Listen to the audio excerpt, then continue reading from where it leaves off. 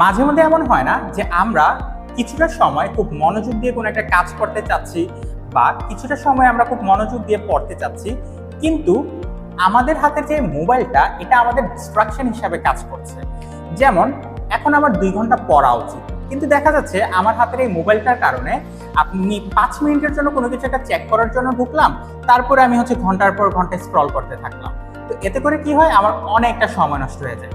তাই আজকে আমি আপনাদেরকে একটা সলিউশন দেখাবো, এমন একটা অ্যাপের সাথে পরিচয় করাবো যেই অ্যাপটার মাধ্যমে আপনি চাইলে আপনার সময়টাকে কিছুটা হলেও নিয়ন্ত্রণ করতে পারবেন। আপনি চাইলেই আপনার একটা সেলফ কন্ট্রোল বিল্ড করতে পারবেন। তো চলেন চিনে নেওয়া যাক আমাদের আজকের এই অ্যাপটাকে। সো অ্যাপটার নাম হচ্ছে লক মাই ফোন। আপনি এটা খুব সহজেই গুগল প্লে স্টোরে পেয়ে যাবেন। এই অ্যাপটার কাজ হচ্ছে নির্ধারিত কিছু সময়ের জন্য আপনার মোবাইলটাকে লক করে রাখা।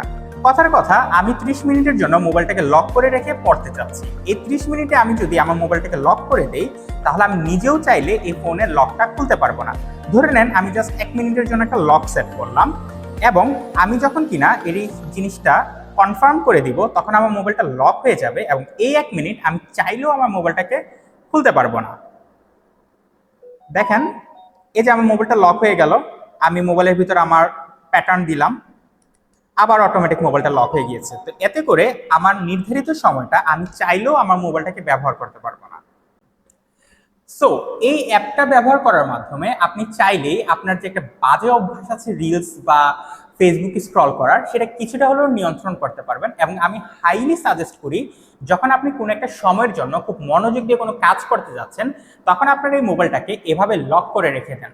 এতে করে আপনি নির্বিঘ্নভাবে আপনার কাজটা চালিয়ে যেতে পারবেন।